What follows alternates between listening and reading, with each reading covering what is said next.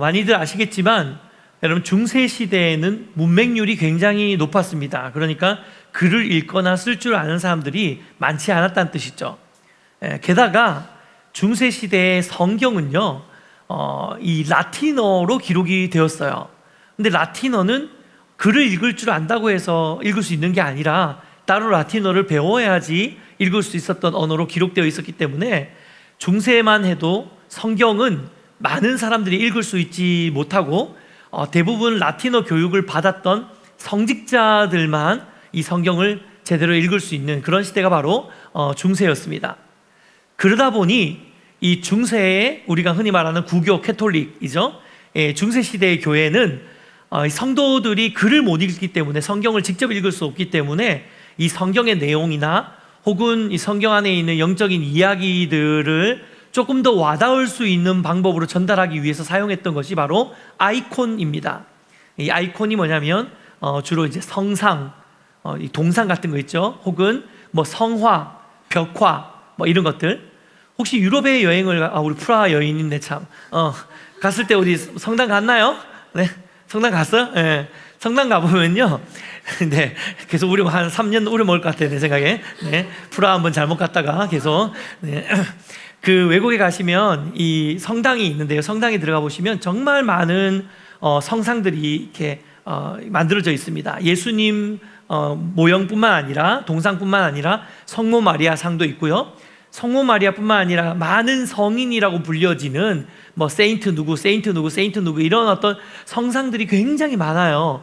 예, 그뿐만 아니라 뭐 벽화들, 이제 성경에 나오는 이야기들 이런 것들을 그림으로 그려놓은 벽화들.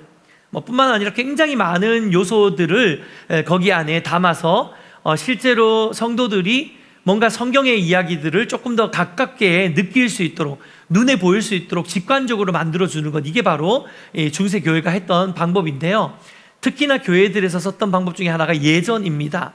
예전이라는 것은 뭐냐면 예배 때 특별한 의식을 통해서 이 의식 안에 영적인 의미를 집어넣고 이런 의식을 통해 하나님을 예배하는, 그러니까 중세 교회의 성도들은 이 교회에 와서 예배 드릴 때 어떻게 예배 드렸냐면 뭐 무릎을 꿇는다든지 뭐 초에 불을 붙인다든지 이 향을 피우는데 향 냄새를 맡는다든지 이런 식으로 어떤 행동들을 통해서 예배하는 그런 게 바로 중세의 시대였습니다.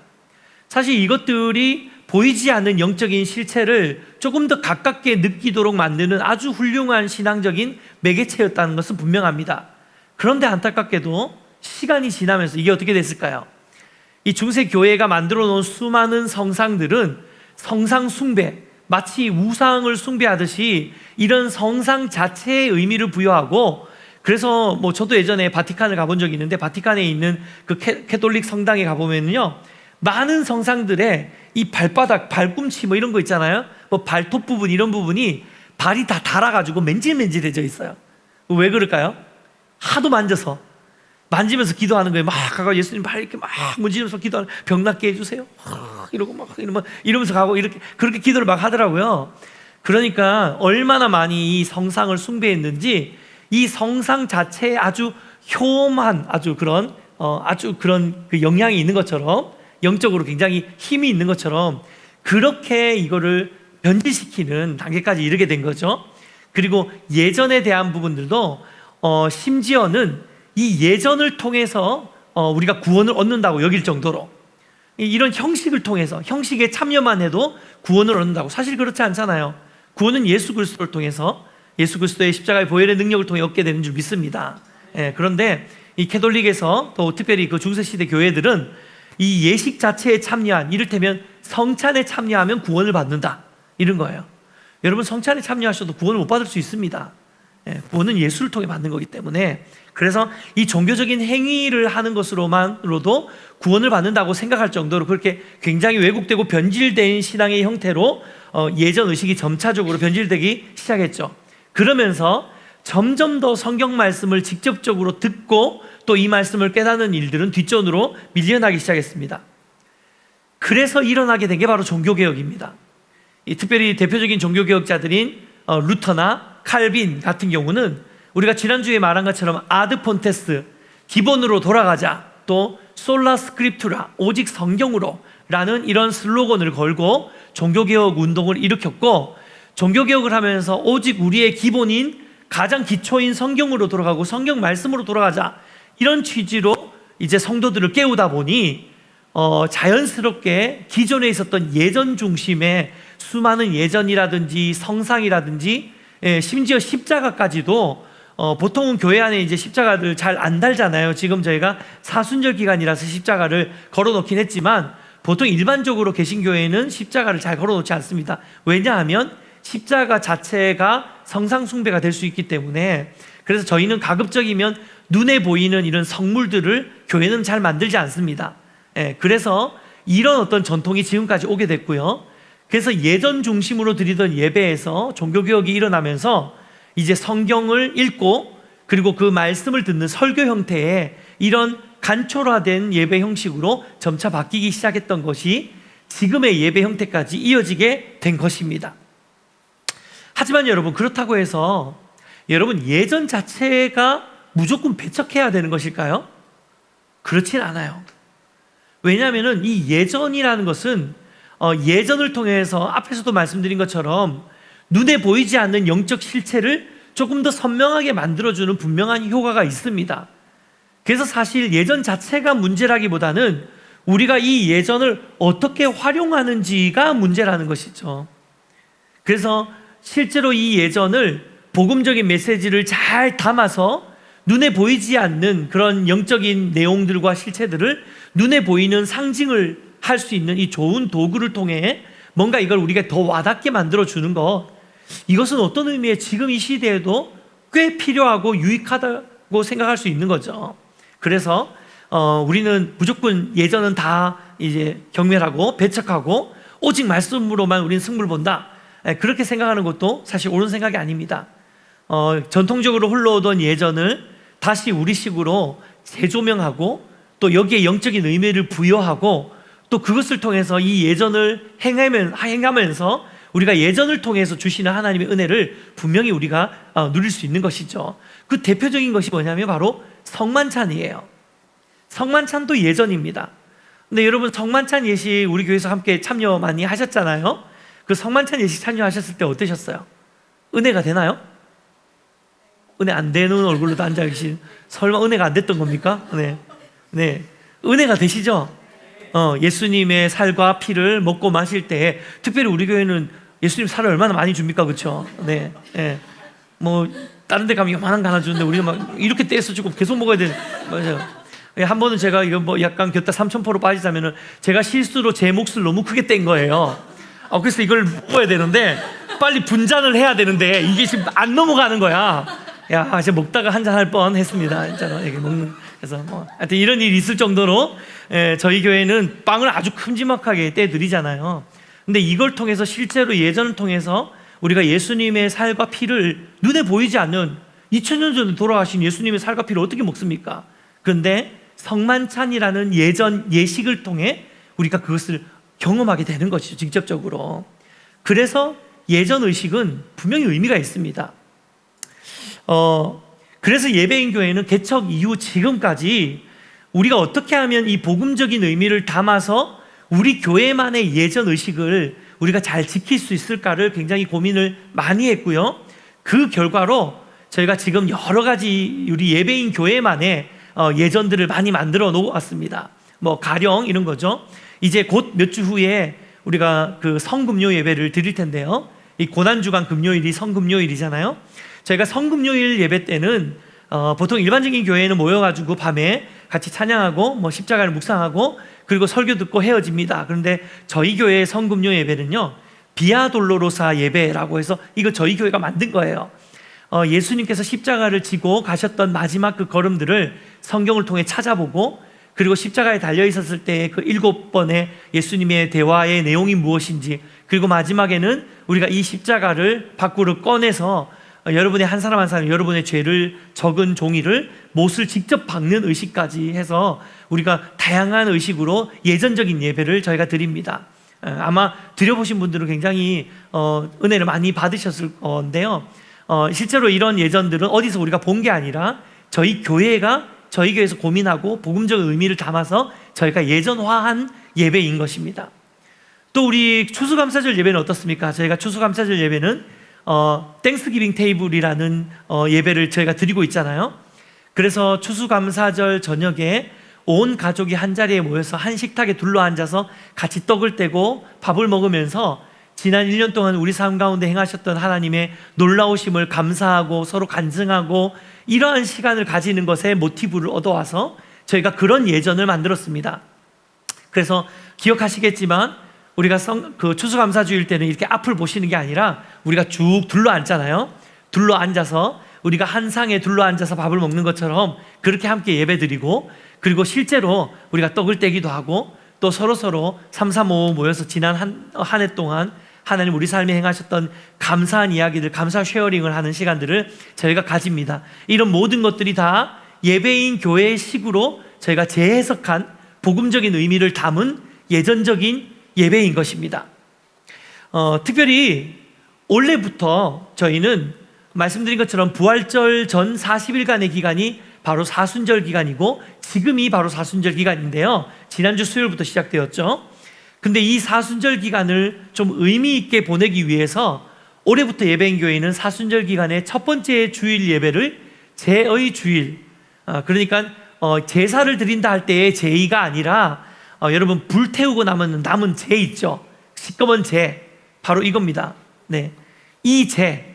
그래서 제주일이란 뜻이에요. 제의 주일. 발음이 어렵습니다. 제가 부산 사람이 돼가지고 이 발음 어떻게 해야 되는 거죠? 제의 주일. 네, 네. 제의 주일. 이거 아닌 것 같은데. 네. 아무튼 제의 주일입니다. 네, 제주일이에요. 말하기 쉽게 하자면. 그래서 저희가 올해부터는 제주일을 섬기려고 하는데요. 사실 제주일은 원래는 제수요일입니다. 사순절이 시작되는 게 수요일인데요. 지난주 수요일이 제수요일이었거든요. 근데 이 수요일에 모여서 함께 우리의 죄를 상징하는 이 죄를 우리의 이마나 혹은 손등에서 십자가를 그려서 내가 이렇게 더러운 죄인이구나, 내가 이렇게 죄를 묻히는 이 더러움이 내게 나의 이 죄를 상징하는 거거든요. 그래서 이 죄를 나에게 묻히면서 나는 죄인이구나 라는 것을 다시 상기시키는 그런 예식인데, 저희 교회는 수요 예배가 없기 때문에 저희가 첫 주일을 제2주일로 정해서 함께 예전 의식을 진행할 것이고요. 오늘도 말씀이 끝난 후에 바로 이 예식을 이어서 진행할 것입니다. 근데 이 예식의 근거는 바로 오늘 우리가 읽은 본문 말씀이 바로 오늘의 이 제2의식의 근거예요. 창세기 3장 19절 말씀 같이 한번 읽어볼까요? 함께 읽겠습니다. 시작. 내가 흙으로 돌아갈 때까지 얼굴에 땀을 흘려야 먹을 것을 먹으리니 내가 그곳에서 취함을 입었습니다. 너는 흙이니 흙으로 돌아갈 것이니라 하시니라. 아멘. 여러분, 이 말씀이 어디에 나오는 말씀이죠? 아담과 하와가 범죄하고 난 다음에 하나님이 그들을 찾아가셔서 심판하시는 내용입니다. 넌 죄를 지었기 때문에 이제 죽어야 된다, 이 말이잖아요. 너는 흙이니 흙으로 돌아갈 것이다. 인간의 유한성을 이야기하고 있는 것입니다. 그 육체의 죽음을 의미하는 것이죠. 하나님께서 인간을 흙으로 지으셨는데 그리고 나서 우리에게 무한의 생명을 주셨습니다. 하나님께서 인간을 지으신 후에 무한의 삶을 주셨는데 인간이 그 무한의 삶을 누리지 못하게 되죠. 왜요? 죄 때문에. 선악과를 따먹고 하나님의 말씀에 불순종함으로 인해 죄를 짓고 하나님으로부터 멀어지고 관계가 깨어져 버렸기 때문에 우리에게 부여받은 에덴에서의 영원한 삶을 상실하게 됩니다. 그래서 하나님께서 심판의 메시지로 너는 원래부터 흙에서 왔으니까 이제 너는 흙으로 돌아가라. 그래서 우리에게 육신의 죽음을 주신 거예요. 우리가 죄를 짓지 않았다면 우리가 죽을 필요가 없었던 것이죠. 한글 성경에는 지금 여기에 흙이라고 번역을 하고 있는데요. 사실 히브리어 원어를 보면 아파르라는 단어를 쓰고 있는데 이 단어의 뜻은 흙이 아니라 먼지입니다. 그러니까 원어대로 더 정확하게 번역하자면 이런 거예요. 너는 먼지니 먼지로 돌아갈 것이니라. 그래서 죄로 인해 인간이 결국은 이 먼지, 아파르와 같은 존재, 허망하게 다 흩어지는 존재잖아요. 먼지는 남아있는 게 아니잖아요. 다 사라져버리잖아. 그처럼 결국에는 죄로 인해서 이 땅 가운데서 죽고 내 육신에 마저도 다 썩어서 사라져버릴 그런 죄인의 존재라는 것을 상징하기 위해서 바로 이 죄를 사용해서 이마와 손등에 십자가를 그리면서 나는 죄로 말미암아 죽을 수밖에 없는 죄인의 존재이며 또 하나님의 은혜 없이는 살 수 없는 존재라는 사실을 다시 자각하고 그것을 우리 입술로 고백하는 예식, 이게 바로 제2 예식입니다. 제2 예식입니다. 네, 발음 참 어려워요. 실제로 구약에서도 양진경 웃는데 너 진주 아니야? 너 제2 해봐. 아, 약간 어색한데. 유진이는 확실히 못할 것 같고. 네. 실제로 구약에서도 이 죄의 자백을 하거나 슬픔을 표현할 때 죄를 뒤집어 쓰는 관습이 있었어요. 다니엘서 9장 3절이랑 에스더 4장 1절 말씀 같이 한번 읽어볼까요? 함께 읽겠습니다. 시작. 내가 금식하며 베옷을 입고 죄를 덮어쓰고 주 하나님께 기도하며 간구하기를 결심하고 모르드게가 이 모든 일을 알고 자기의 옷을 찢고 굵은 베옷을 입고 죄를 뒤집어 쓰고 성중에 나가서 대성통곡하며. 그러니까 이 죄를 뒤집어 쓴다는 것은요, 인간의 연약함과 또 내 능력의 한계점에 도달해서 더 이상 나라는 존재가 할 수 있는 것이 아무것도 없다는 것을 철저히 인정하고 자각할 때 하는 행동이 바로 죄를 뒤집어 쓰는 거예요. 이 먼지를 뒤집어 쓰는 거죠. 예. 그러면서 땅바닥에 턱 주저앉아가지고 먼지를 다 뒤집어 쓰면서 내가 아무것도 할 수 없습니다. 지금 내가 할 수 있는 게 하나도 없습니다. 저는 철저한 죄인입니다. 하나님의 은혜 아니고선 살 수 없습니다. 이것을 고백하는 그 통탄, 통해와 자복, 굴복의 행위가 바로 죄를 뒤집어 쓰는 행위였어요. 그런 의미에서 올해부터 우리 교회가 제의 주일 예식을 예전으로 도입하는 이유는 이 예전을 통해서 단순히 뭔가 있어 보이는 가톨릭식을 흉내내자, 그거 아니에요. 또 뭔가 이런 예식을 통해서 우리 교회의 예배를 좀 식상하지 않고 다양한 퍼포먼스를 한번 해보자, 그런 의도도 아닙니다. 오히려 우리가 이 예전을 통해서 정말로 성경적인 메시지와 또 우리 공동체의 신앙 고백을 눈에 보이는 이 예식으로 하나님께 표현해 드리고자 하는, 이것이 지금 우리가 이 예식을 진행하려고 하는 목적입니다. 동시에 하나님의 은혜가 우리에게 절대적으로 필요하다는 사실을 간절히 갈망하는 마음으로 우리는 이 예식을 치루어야 될 것입니다. 아멘입니까? 사랑하는 여러분, 사실 우리는 정말로 단 한순간도 하나님의 은혜 없이는 살 수 없는 죄인임을 믿습니다. 아멘입니까? 네. 창세기 2장 7절 말씀을 보면요, 하나님이 첫 인류를 창조하시는 장면이 나오는데요, 그 장면 같이 한번 읽어보겠습니다. 2장 7절입니다. 시작. 여호와 하나님이 땅의 흙으로 사람을 지으시고 생기를 그 코에 불어넣으시니 사람이 생명이 되리라. 여러분, 하나님께서 땅의 흙으로 사람을 지으셨다라고 했는데, 이때 바로 이 흙이 아파르입니다. 아파르, 바로 먼지예요. 그러니까 땅에 먼지로 사람을 지으셨다는 것이죠. 흔히 우리가 이 구절, 우리가 하나님께서 아담과 하와를 창조하시는 장면을 우리가 상상을 해봤을 거 아니에요, 그렇죠? 그러면 어떻게 상상을 합니까? 보통 이렇게 상상할 거예요. 저도 그랬으니까요. 우리 초등학교 때 미술 시간에 찰흙을 한 덩이씩 주고, 야, 우리 뭐 사람 모양 하나 만들어 보자 이러면 우리가 막 찰흙을 막 이긴 다음에 머리도 만들고 팔도 쭉쭉쭉쭉 만들고 몸통 뚝 만든 다음에 다리 쭉 만들고 막 이렇게 하잖아요. 오, 난 롱다리야 뭐 이러면서 막 이렇게 만들잖아요. 우리가 하나님이 인간을 만드는 장면을 이렇게 생각하기 쉬워요. 흙을 막 이렇게 빚어가지고 마치 조속과의 학생들이 막 뭔가 동상 만드는 것처럼 쫙 빚어가지고 괜찮은데 딱 하고 힙업도 좀 시키고 뭐 이러면서 이렇게 만드는 걸 상상을 하는데, 실제로 원어상으로는요, 땅의 흙을 가지고 만드신 것이 아니라 땅의 먼지로 만드신 거예요. 그러니까 빚어 만들었다기보다는 먼지는 어때 빚어지지가 않잖아요. 그래서 제가 상상을 해봤는데, 예전에 무슨 영화를 봤을 때 약간 뭐 미이라 이런 영화 혹시 보신 적 있으세요? 미이라 이런 영화 보면 막 그 이집트의 모래바람이 막 회오리 치는데 그 사이에서 뭔가 만들어지면서 딱 이렇게 사람이 쫙 아마 상상이 될 거예요. 지금 무슨 제가 뭘 말하는지 정확하게 아실 거예요. 네, 아시겠죠, 그렇죠? 확 와닿지 않습니까? 그렇게 만들었다고 저는 생각해요. 이렇게 먼지, 모래바람이 먼지잖아요. 그러니까 먼지가 막 확 돌면서 막 안에서 쫙 이렇게 쫙 만들어지는, 아마 그렇게 만들어진, 물론 저의 이제 뇌피셜입니다. 천국 가야지 확인할 수 있는 내용인데, 암튼 이것은 그 원어상으로 흙이라기보다는 더스트에 가까워요. 먼지에 가깝습니다. 그래서 원어를 그대로 직역해 보면은 이렇게 직역할 수 있어요. 여호와 하나님이 땅으로부터 먼지 인간을 만드셨다. 먼지 인간이라고 기록되어 있어요. 먼지 인간. 여러분, 이게 무슨 말입니까? 쉽게 말해서 우리는 원래 우리의 첫 정체성, 원래 우리의 첫 존재는 불과 먼지와 같은 존재라는 거예요. 별로 그렇게 소용 있는 존재가 아니라는 겁니다. 흩어지면은 금세 사라져버리는 먼지 같은 존재로 우리는 지음받은 거예요. 그렇게 약하게 지음받은 거예요. 그런데 그 먼지 같은 인간에게 하나님의 생기, 하나님의 호흡, 생기가 불어넣어진 거예요. 여러분, 그때 무슨 일이 일어납니까? 생기가 불어넣어지면서 그 먼지에 불과했던 인간이 생영이 된 겁니다. 하나님의 형상을 닮은 영적인 존재로 변화되어지고 하나님의 자녀로 변화되어진 것이죠. 그래서 창세기에서는 하나님께서 인간을 만든 다음에 보시기에 심히 좋았더라.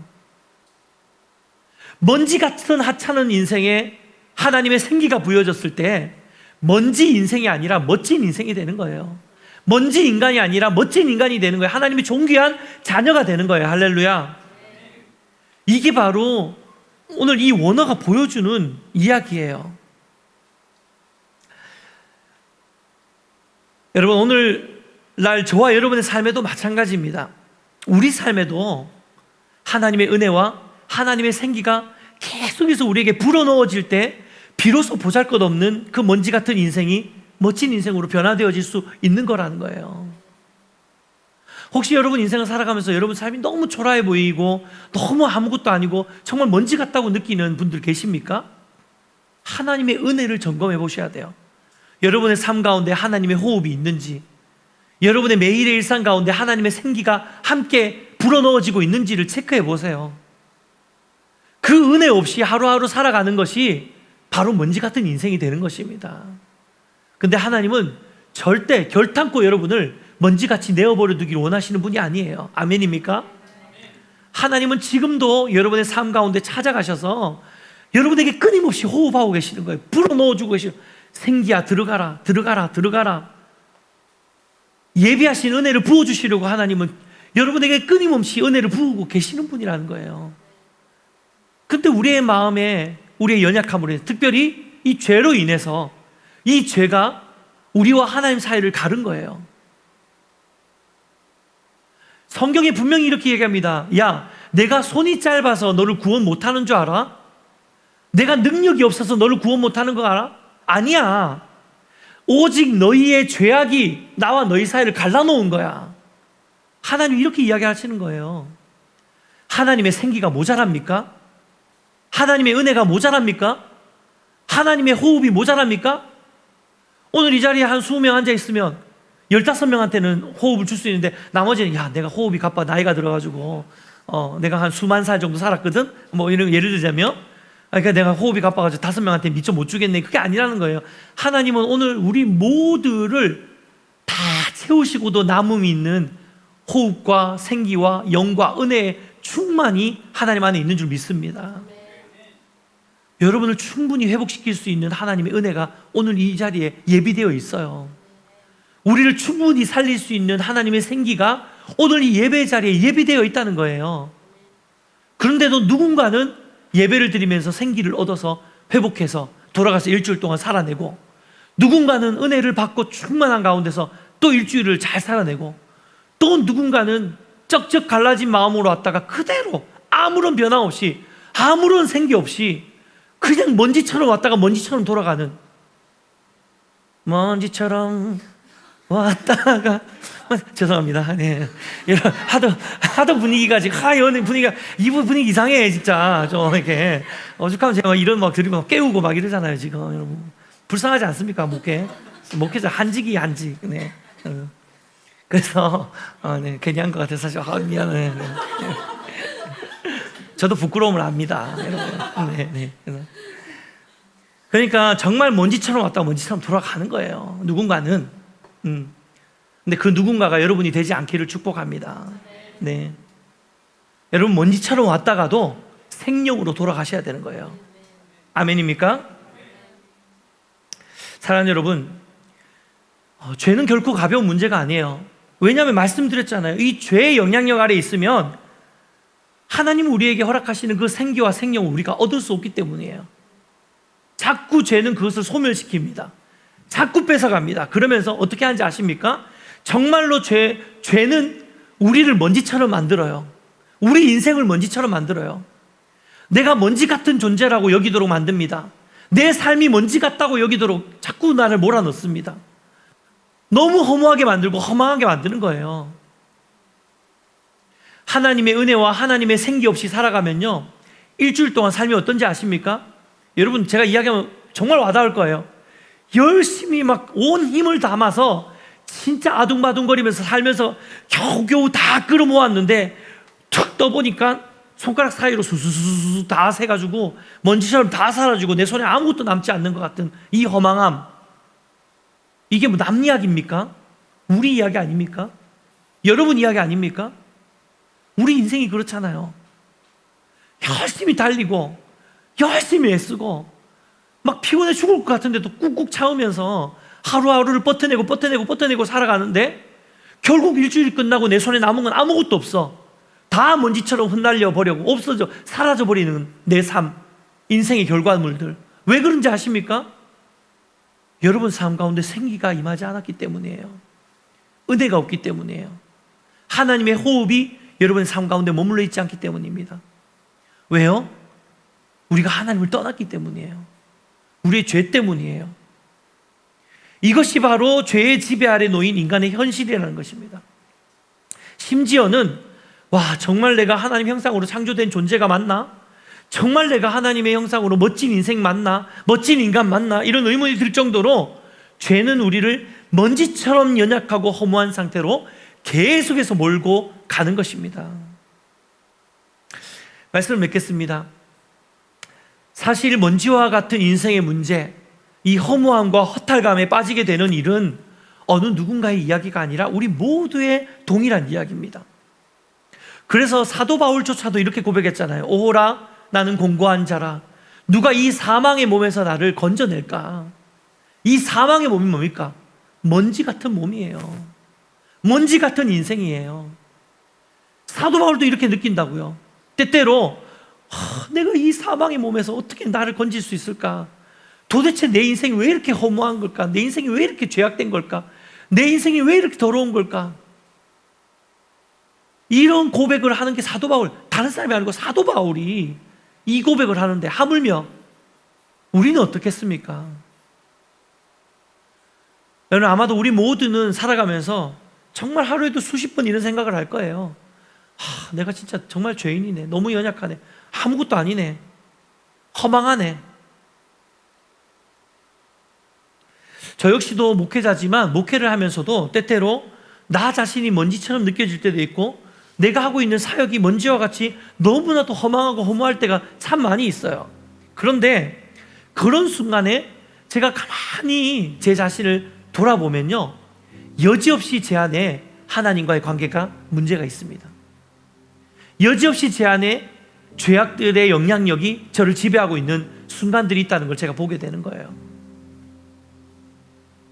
내 안에 죄가 들어오게 되면, 죄의 영향력 아래서 내가 벗어나지 않게 되면 결국에는 내 안에 있는 하나님의 생기가 점점 소멸하게 되고, 결국은 내 안에 있는 하나님의 호흡이 점점 빠져나가게 되면서 남는 건 뭐냐고요? 먼지. 남는 건 먼지만 남게 되는 거예요. 여러분의 삶은 어떻습니까? 우리가 매일 하나님의 은혜 없이 살 수 없다는 사실을 여러분, 우리는 절감해야 합니다. 날마다 그 사실을 인정하고 고백함으로 주님 앞에 나가야 되는 줄 믿습니다. 여러분, 우리는 정말로 단 하루도 하나님 은혜 없이는 살아갈 수 없는 존재인 줄 믿습니다. 그것이 우리의 참 모습이에요. 매일매일 한날 한날의 호흡을, 생기를 부어주실 때에 비로소 우리는 먼지 인생이 아니라 멋진 인생으로 살아가게 되는 줄 믿습니다. 사랑하는 여러분, 혹시 오늘 이 예배 자리에 오신 우리 청년들, 우리 성도님들 중에도 삶의 무게에 지치고 또 이것저것 붙잡으려고 해도 정말로 말 그대로 먼지처럼 술술술술 다 흩어져서 나에게 아무것도 남지 않는 것 같아가지고 정말 허무함과 허망함 가운데 그렇게 무기력하게 이 자리에 앉아 계신 분도 혹시 계십니까? 여러분, 만약에 여러분이 그 자리에 앉아 계신다면 여러분, 먼지를 붙잡으려고 하지 말고 하나님의 은혜를 붙드시기를 주님의 이름으로 축복해 드립니다. 그래서 기도하고 축복하는 것은 오늘 이제 우리가 이어서 이 제 예식을 통해서 함께 하나님의 그 놀라우신 사랑 가운데 우리가 나아갈 텐데요, 이 예식을 통해 첫 번째로는 다시금 내가 철저히 죄인이라는 사실을 여러분 자각하시기를 축복해 드립니다. 그리고 두 번째로는 하나님, 비록 내가 먼지 같은 존재이지만 하나님의 은혜로만 살 수 있습니다. 하나님의 생기가 내 삶에 임할 때 비로소 내가 먼지 같은 인생이 아니라, 허무한 인생이 아니라, 허망한 인생이 아니라 가치 있는 인생, 존귀한 인생, 능력의 인생, 하나님의 동행하심을 보여줄 수 있는 인생으로 내가 거듭나게 될 줄 믿습니다. 우리 이 마음으로 오늘 이 제 예식에 여러분 모두가 참여하게 되시기를 주님의 이름으로 축복해 드립니다. 우리 예식에 들어가기에 앞서서 여러분 함께 묵상으로 좀 기도했으면 좋겠는데요, 잔잔히 여러분 소리 내지 않으셔도 됩니다. 그런데 여러분 반주를 들으시면서 여러분 안에 있는 그 죄를 철저히 참회하는 시간을 좀 가져보면 좋겠습니다. 아무에게도 말하지 못하는 죄, 은밀함 가운데 짓는 죄, 여전히 벗어버리지 못하는 죄의 이 씨앗들과 습관들, 철저히 하나님 앞에, 하나님, 나는 죄인입니다, 하나님의 은혜가 아니고서는 죽을 수밖에 없는 먼지와 같은 인생입니다, 철저히 고백하고 시인하시면서 우리가 하나님께 참회의 기도로 나아갔으면 좋겠습니다. 함께 기도하겠습니다.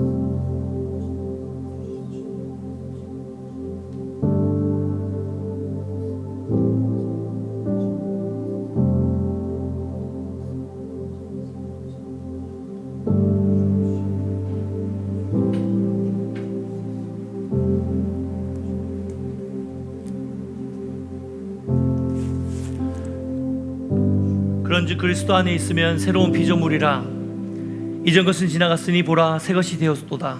하나님, 죄로 인해서 죽을 수밖에 없는 먼지 같은 인생인데 예수 그리스도의 십자가의 보혈의 능력으로 말미암아 다시 살게 하시고 주 안에서 정말 가치 있는 하나님의 존귀한 자녀답게 살 수 있는 놀라운 생명의 특권을 우리에게 허락하여 주신 것 감사드립니다. 하나님, 오늘 사순절을 맞아서 우리가 다시금 우리가 철저한 죄인임을 고백하고 하나님의 은혜 없이는 살 수 없음을 인정하는 이 재예식을 행하려고 하는데, 하나님, 이것이 단순한 퍼포먼스로 끝나는 예식이 아니라 정말로 우리의 삶을 하나님께 올려드리고 또 철저히 죄로부터 분리되어지는 거룩과 성결의 삶을 추구하는 하나님, 그런 귀한 계기가 될 수 있도록 주님 인도하여 주시옵소서. 오늘 이 예식 가운데 성령의 기름 부어 주시기를 간절히 바라고 소망하며 감사드리고 예수님의 이름으로 기도드리옵나이다. 아멘.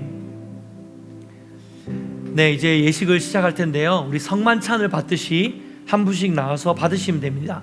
근데 이번에 이 예식 우리가 처음 행하기 때문에 설명을 드리자면요, 이 제를 원래는 이마에 주로 십자가 모양으로 그려드리는데 오늘은 저희가 편의상 여러분 손등에 십자가 모양으로 저희가 제를 묻혀드릴 겁니다. 이 제를 묻힌다는 건 뭐냐면 내가 더러워진다는 뜻입니다. 이 죄가 내 몸에 지금 묻어있는 죄를 눈으로 여러분 보시는 거예요. 여러분의 모든 숨겨뒀던 죄가 이제 시꺼멓게 눈으로 여러분 눈앞에 드러나는 것입니다. 이걸 보면서 하나님,